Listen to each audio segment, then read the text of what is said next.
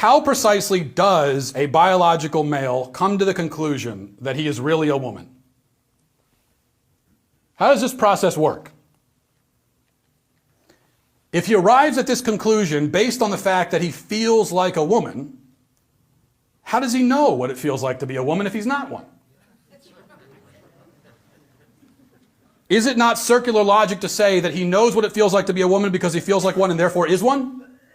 That's a circular logic. That makes no sense. What exactly is a female feeling?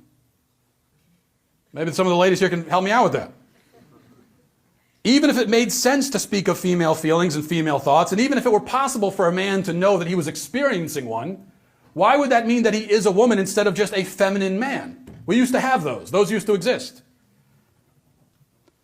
The left tells us that gender is a social construct. They reject the idea that women must necessarily have any particular feeling or thought or taste or preference. So if gender is an artificial construct, and our physical features have no bearing on our identity as male, as man or woman, then what the hell is a woman anyway? A woman in that case would not be defined by her feelings, her thoughts, her ideas, her preferences, her body, her reproductive organs, her DNA, her chromosome. Well, what is she defined by? What is she? Can anyone answer that? See, when a man says that he's a woman, he's now made it so that that phrase means nothing. It doesn't mean anything to be a woman. He might as well say that he's a who's a what's it or a thingamadoodle. It's just a word. It means nothing anymore. This is the real harm that this transgenderism nonsense has caused. Not only does it foment confusion in the minds of children, but it also cheapens womanhood by turning it into some kind of abstract concept that we theorize about.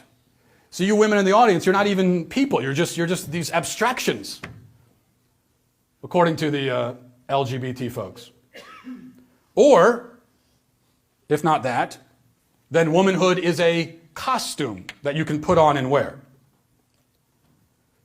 This is especially ironic given the concern for cultural appropriation that you find these days. If it is appropriation for a white man to dress like a black man, is it not appropriation for a man to dress like a woman? Why doesn't anyone ever talk about female appropriation? That is real appropriation. You've got women, you go to a drag show, you've got men dancing around in women's clothes, making a mockery and a parody of womanhood. It is like a female minstrel show. It is female blackface. And feminists just sit back and take it. Most of the time.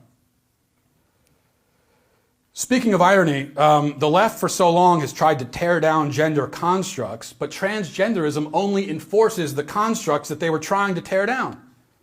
We used to say that a boy who plays with dolls is girly, right? That's what we used to say. It was back in the bad old days. The way to tear down that construct is to say that, well, it's okay for a boy to be girly. Or you could say alternatively, that it's not girly to play with dolls. But a boy with dolls used to be girly.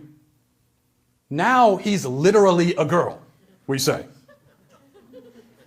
If a boy who exhibits womanly characteristics is therefore a girl, then those gender constructs that the left was trying to tear down, they have just made those constructs into something far more potent or powerful than any conservative ever imagined that they could be.